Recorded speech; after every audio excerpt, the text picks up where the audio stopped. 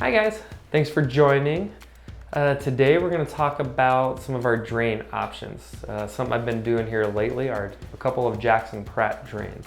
So I was going to break that down for you a little bit and what that means and kind of the gist of when we're using it, and hopefully you all learn something about drains. So there's a lot of reasons why we will place drains, from traumas like dog fights to hit by cars to fluid-filled abdomens, chests, anywhere that there's fluid-filled or we're expecting a lot of drainage. A big reason we'll put them in a lot of times is dog fights, usually big dogs, little dogs. Little dog gets pretty torn up. And if we close everything up, there's still a lot of swelling and irritation in the body, and that body is leaking fluid, therefore that fluid swells if we've closed it, aka sutured it and closed it. And then you get a big swelling underneath, and that can get very uncomfortable for patients, kind of like an abscess.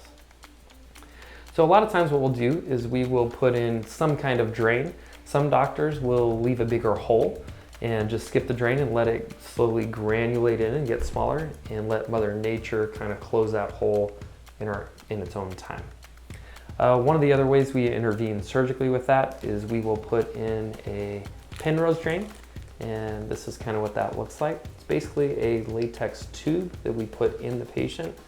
One misconception that a lot of clients, students, whether high school students or vet students will have, is that fluid is draining through the inside of this tube. It's actually not. It's going around the outside of the tube.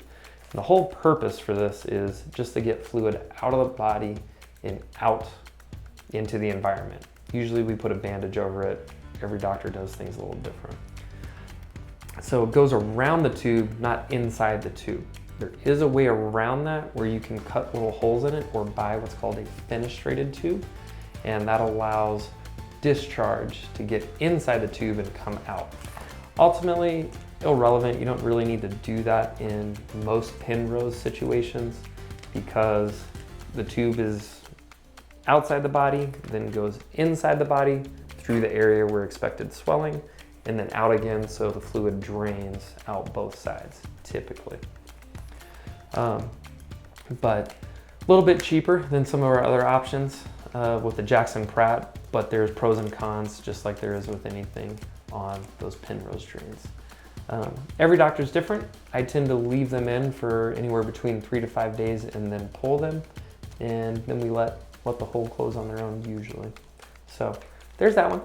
The other one that I've been doing a little bit more, maybe we'll try and get you a picture of a little schematic so you can see it, because these are all sterile and autoclaved, so they're a little hard to see. But this is called a Jackson-Pratt. This part is called a grenade.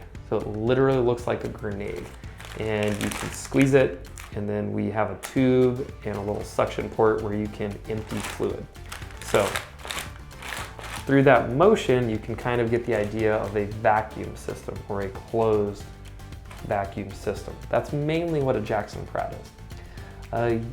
Usually we'll put these in a little more invasive surgeries in the abdomen. You can do chest drains and different things, but they're usually a pretty large needle that's on there. Goes from here to there.